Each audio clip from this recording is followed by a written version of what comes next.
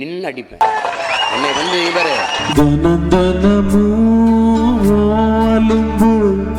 தாங்கலையே தொல்ல தாங்கலையே. நீ உறுதி பிரமாணம் எடுக்கும்போது இப்படித்தான் எடுத்தியா? இதான் உன் வேலையா? என் கட்சியை குறை சொல்றதுக்கு தான் நீ ஐபிஎஸ் ஆகி வந்திருக்கிய இங்க. கனகனமும் சண்டை இழுத்து படுத்துற பாடு பொறுக்கலையே. சரி மோதுறதுன்னு ஆயிடுச்சு, மோதுவோம் வா. ஏன்னா நீ என்ன பண்ணுவ? நீ என்ன பண்ணிடுவ? நீ வெக்கமானோ உனக்கில்ல, சூடும் சொரணையும் வரவில்லை. என்ன பண்ணுவேன்னு சொல்லு. ஆற்றால் நீ ஒரு ஐபிஎஸ், ஆற்றால் நீ ஒரு ஐபிஎஸ்.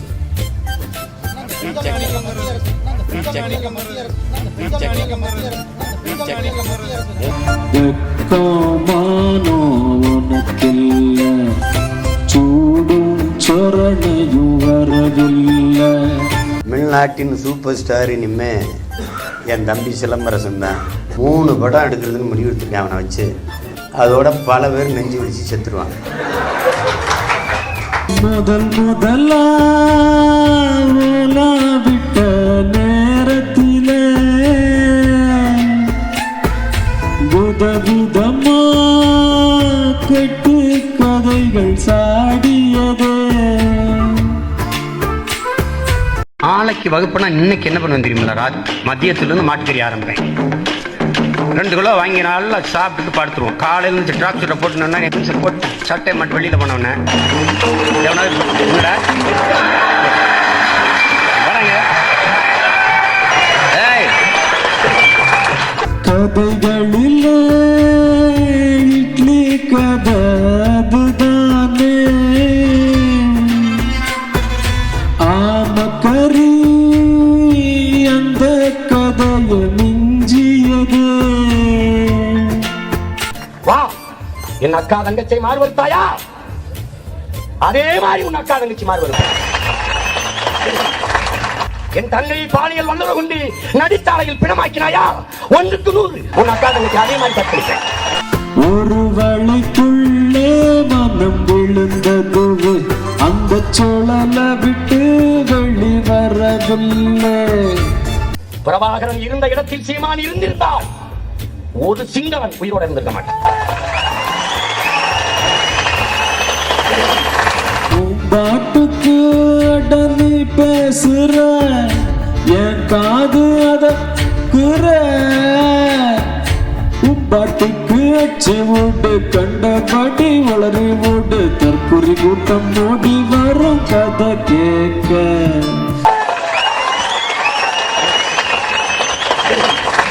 வணக்கம் நண்பர்களே.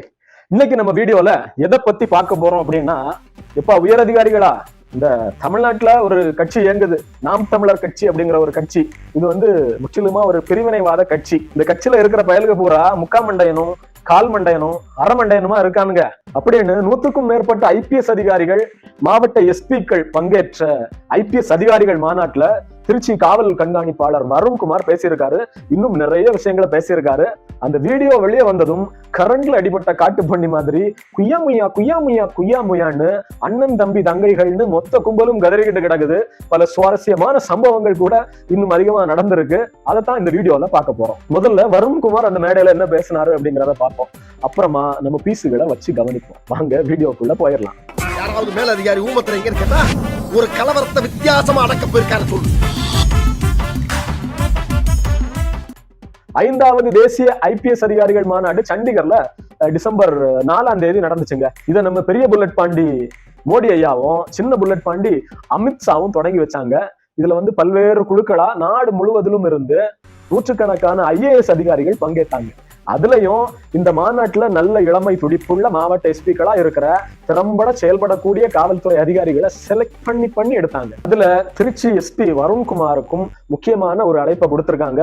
நாடு முழுசும் உள்ள 22 ஐபிஎஸ் அதிகாரிகள் கொண்ட ஒரு குழுவுக்கு தலைமையேற்று சைபர் கிரைம், அப்புறம் இணையதள மிரட்டல், இது மாதிரியான விவகாரங்கள் குறிச்சும் அதை தடுக்க எடுக்க வேண்டிய நடவடிக்கைகள் குறிச்சும் நீங்க தான் வந்து விளக்கணும் அப்படின்னு அழைப்பும் கொடுத்திருக்காங்க. இந்த அழைப்பை ஏத்து அவரும் அங்க போயிருக்காரு. இணையதள குற்றங்களை தடுப்பது எப்படி, அதை கண்காணிக்கிறது எப்படி, இதெல்லாம் குறிச்சு ஒரு விளக்கத்தை கொடுக்கிறாரு.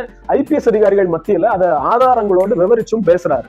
அப்போதான் இது போன்ற சைபர் குற்றங்களால ஒரு ஐபிஎஸ் அதிகாரியா உள்ள நானே பாதிக்கப்பட்டிருக்கேன், என் குடும்பத்தினரே பாதிக்கப்பட்டிருக்காங்க, என் பொண்டாட்டி பிள்ளைங்க பாதிக்கப்பட்டிருக்காங்க, நாங்க வந்து தமிழ்நாட்டுல வச்சு பாதிக்கப்பட்டிருக்கோம். அதுக்கு முக்கியமான ஒரு காரணம் யாரு அப்படின்னா, பழங்கதைகளை சொல்லிக்கிட்டு வாயால வித்த காட்டி பொய்யா புழுகி நாம் தமிழர் அப்படிங்கிற கட்சி பேர்ல ஒரு வாட்ஸ்அப் குரூப் கட்சி ஒண்ணு நடக்குது. அந்த நாம் தமிழர் கட்சிக்கு உலகம் பூரா ஃபேன் ஃபாலோவர்ஸ் இருக்காங்க. இந்த கட்சி தடை செய்யப்பட்ட எல்டிடி அமைப்பை ஒன்றி தொடங்கப்பட்ட ஒரு கட்சி. ஆனா உண்மை அது கிடையாது. ஈழத்தமிழர்களோட போராட்டத்தை நீர்த்து போக வைக்கிறதுக்காக, ஈழத்தமிழர்களுக்கு எதிராக தன்னோட பானை வைத்து நிரப்புறதுக்காக ஒரு பானையினால தொடங்கப்பட்ட கட்சி அப்படிங்கிறதுதான் உண்மை. சரி, நம்ம விஷயத்துக்குள்ள போவோம்.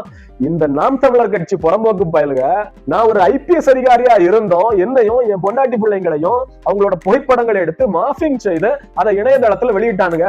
இதை குறிச்சு நான் போலீஸ்ல புகார் கொடுத்தேன். காவல்துறை 3 வழக்குகளுக்கு மேல பதிவும் செஞ்சுச்சு. புகாரை கொடுத்து 3 மாசங்கள் ஆயாச்சு. ஆனா Facebook, இன்ஸ்டாகிராம், எக்ஸ் வலைதளம் இதுகள்ல இருந்து எந்த பதிலும் வரல. அதனால இந்த மாதிரி பன்னாட புறம்போக்கு எச்சக்கல பரதேசி வைத்தாமுட்டி மண்ட கசாயம் பிடிச்ச சுண்டக்கா பிக்காளி பயல்களை பிடிக்கணும்னா 14C அப்படிங்கிற அமைப்பை உருவாக்கணும்.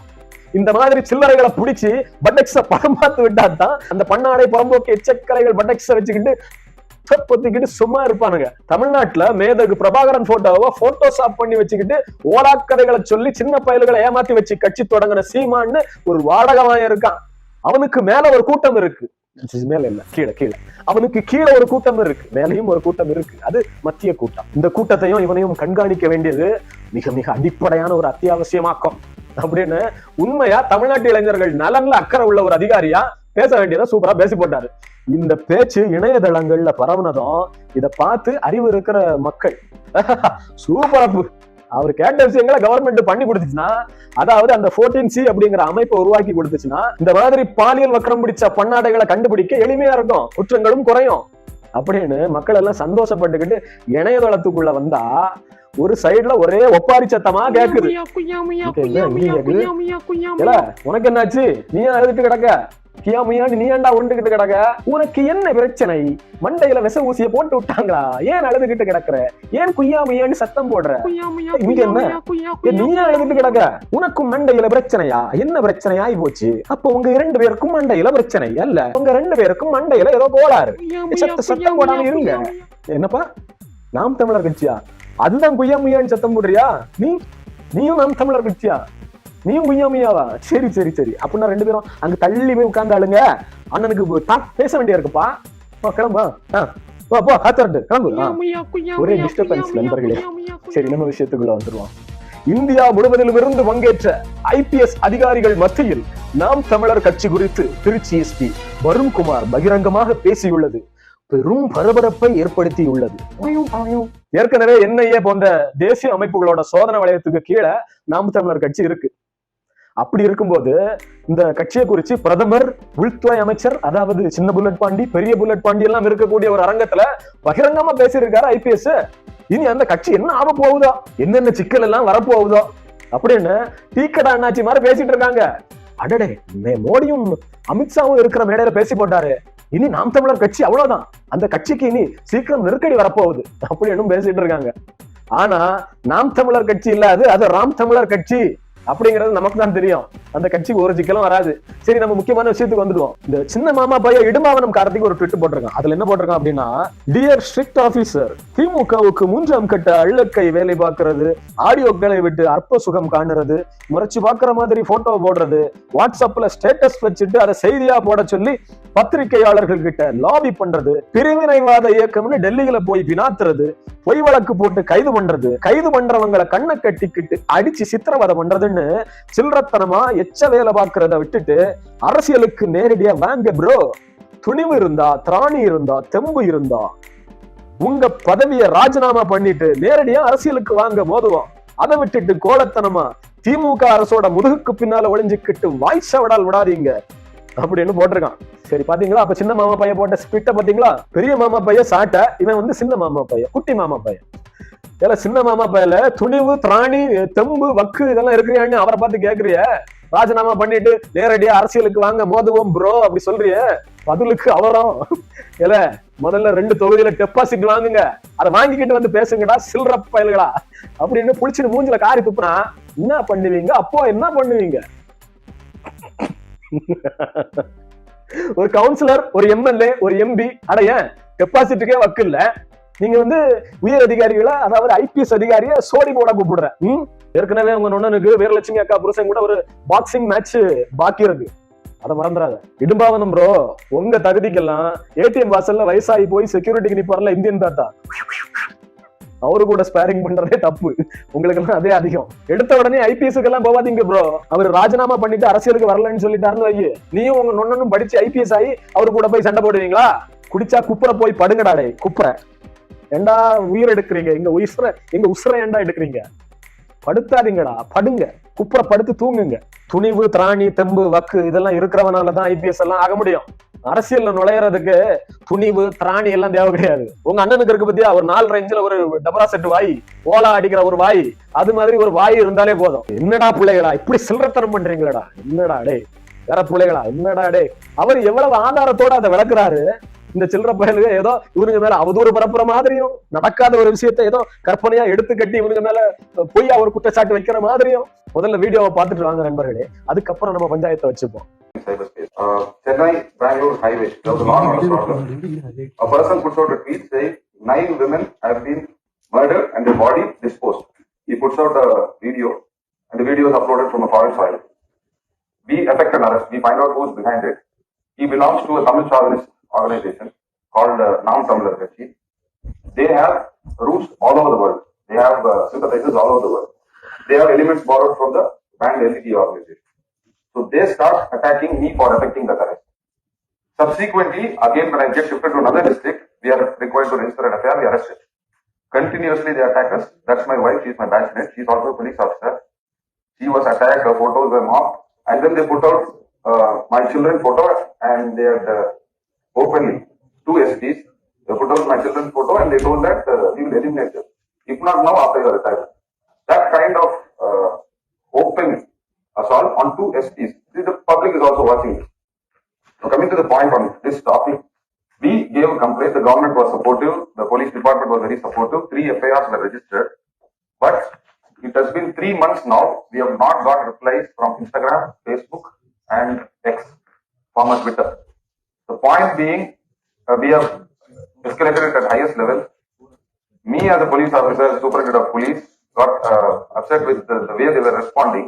So I've gone to High Court seeking a direction to furnish the replies on who posted these threatening and obscene images. And also one of the prayers in the High Court is to order X to take down all those offensive tweets. Because even now, the photos of my children, wife, my photos is all there in Twitter. So being in public life, I do not want to be in that photo, so we both exited. Point being, they don't respond to queries of law enforcement agency. பாத்துட்டீங்களா?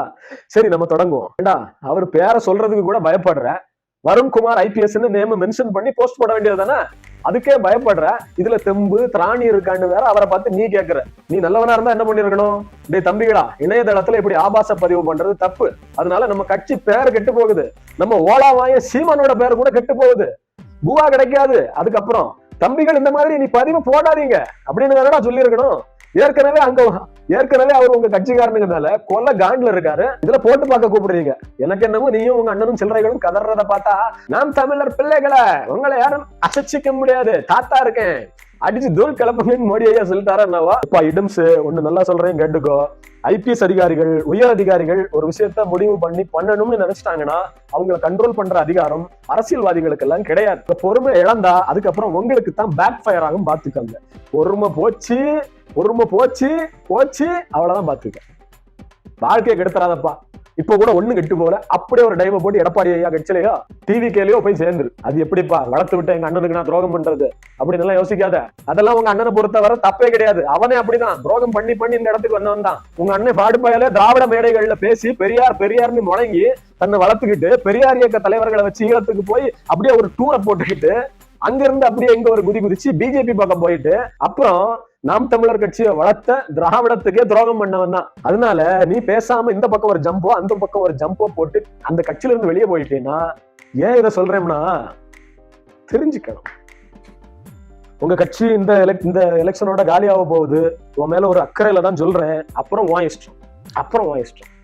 உங்க அண்ணன் பெரிய fraud பயன்னு புலிகள் அமைப்புல இருந்து மேதகு தலைவர் பிரபாகரனோட மைக்காப்பாளர் பேசி audio வெளியிட்டு இருக்காரு, நிறைய ஆடியோக்களை வெளியிட்டு இருக்காரு.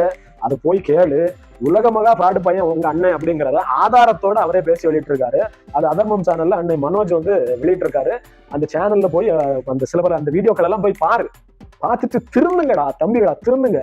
எப்பா இடும்ஸ் உனக்கு காளியம்மாக்காக்கெல்லாம் கொஞ்சமாவது நல்ல பேர் இருக்கு, பாதி கெட்ட பேர் இருக்கு, அது அரசியம். பாதி நல்ல பேர் இருக்கு. அதை காப்பாத்திக்கிட்டு ஒரு ஜம்பை போட்டு எப்படியாவது வெளியே வந்துரு. 15 வருஷமா கட்சி நடத்தி இன்னும் டெபாசிட் கூட வாங்கல உங்க அண்ணன். நல்லா சொல்றேன் கேட்டுக்க. தமிழ்நாட்டு மக்கள் மத்தியில வடிவேலு நடிக்காத ஒரு குறைய தீர்த்து வைக்கிற காமெடி பீஸுங்க தான் நீங்க எல்லாம்.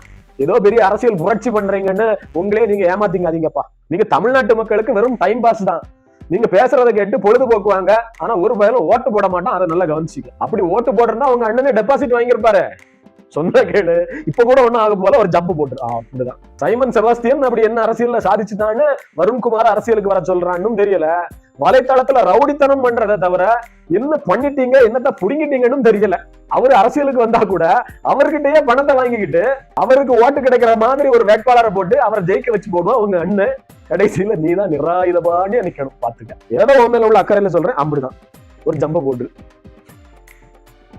நானும் உன்னோட இதெல்லாம் ஏன் சொல்றேன்னா, நானும் உன்னோட பேச்சுக்கள் எல்லாம் கேட்டு விழுந்து சிரிச்சிருக்கேன். அந்த முறையில சொல்றேன். உங்க அண்ணனோட பேச்சுக்களையும் கேட்டு விழுந்து சிரிச்சிருக்கேன். அதனால நம்மள சிரிக்க வச்ச பயலுங்க நாளைக்கு உச்சந்தியில நின்று அழுத்தப்படாது பாரு. அந்த ஒரு அக்கறையில தான் சொல்றேன்.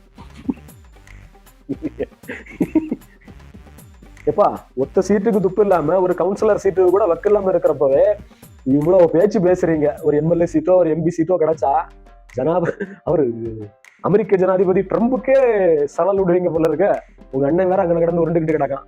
தேர்தல் ஆணையத்துல பதிவு பண்ணி 13 வருஷமா நாம் தமிழர் கட்சியை நடத்திட்டு இருக்கிறோம். தேர்தலில் நின்று 35 லட்சம் வாக்குகளை பெற்றிருக்கோம். மூணாவது தனிப்பெரும் கட்சியா நாம் தமிழர் கட்சி இருக்கு. வருண்குமார் ஐபிஎஸ் எதை வச்சு நாம் தமிழர் கட்சியை பிரிவினைவாதிகள் அப்படின்னு சொல்றாரு? அடிப்படை தகுதி இல்லாம ஐபிஎஸ் ஆனவர் அவரு. அப்படியே ஐபிஎஸ் பதவியிலேயே வாழ்நாள் முழுசா இருந்துட முடியுமா?